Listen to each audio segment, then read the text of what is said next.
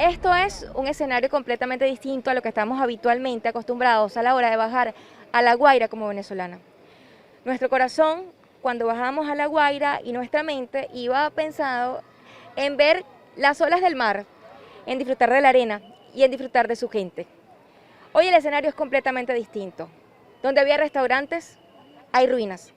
Donde había un hogar, hay escombros. Hoy me encuentro en uno de los centros donde hay casi más de 800 damnificados que entran y salen. Historias de terror, historias de familia que lo han perdido todo, pero están con vida.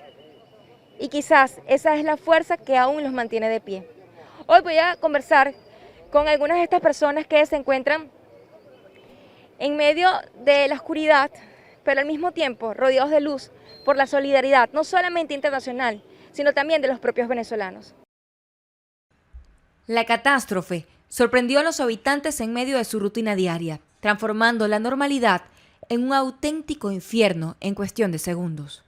Bueno, lo último que yo recuerdo antes que sucediera el terremoto, yo estaba en un día normal de trabajo y en lo que veo que empieza a temblar y cosas, salgo corriendo hacia mi casa, donde están mis hijos en el edificio. Y de ahí cuando llego no se veía nada, pues todo era humo, todo era candela, todo era corredera, desesperación. Uno pensaba en su familia, pues. Para muchos, ese humo inicial se convirtió en una agónica espera que ya suma más de 10 días. La incertidumbre de no saber si los suyos siguen bajo las toneladas de concreto es el peso más difícil de cargar. Yo viví en la torre OP26 con mi esposa, mi nieto de 21 años, mi hija Cerci Romero de 26 años, que lo cumplió ahora, mi nietico de 4 añitos.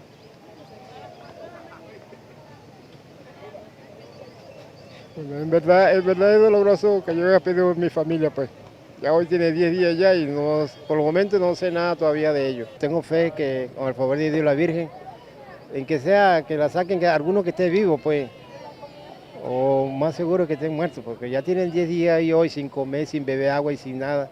Y dime tú, si tiene una herida, eso se le va a encangrenar y eso se le va a infectar y eso es tremendo, pues. Yo le pido a Dios yo tengo esperanza que si están muertos, que se me saquen los cuerpos, pues. Quienes lograron recuperar a los suyos, o al menos rescatar sus cuerpos del olvido, enfrentan ahora el reto de sobrevivir a la intemperie, en campamentos donde las noches se hacen eternas. ¿Cómo son las noches en estas carpas? Bueno, mosquitos, lluvia, a veces nos toca mojarnos para que no tenemos, porque a las carpas también les pasa agua. ¿Tienen en la noche luz? ¿Cómo se asea? No llega agua para pasearnos, no tenemos dónde bañarnos, no hay luz y son pocas las cosas que tenemos.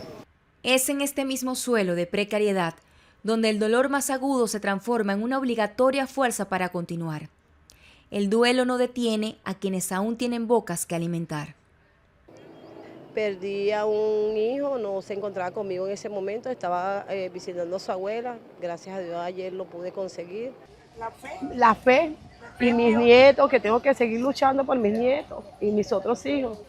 Tengo 6, bueno, me quedan 5 y pidiéndole fuerza a mi hijo que me dé la fortaleza para seguir adelante. Dámele la gloria a Dios, la gloria que derribaron los muros de Jericó. Agradecidos con el despliegue de países como Portugal, España y México, los sobrevivientes se aferran a la fe y a la oración como el único refugio que los escombros no pudieron derribar.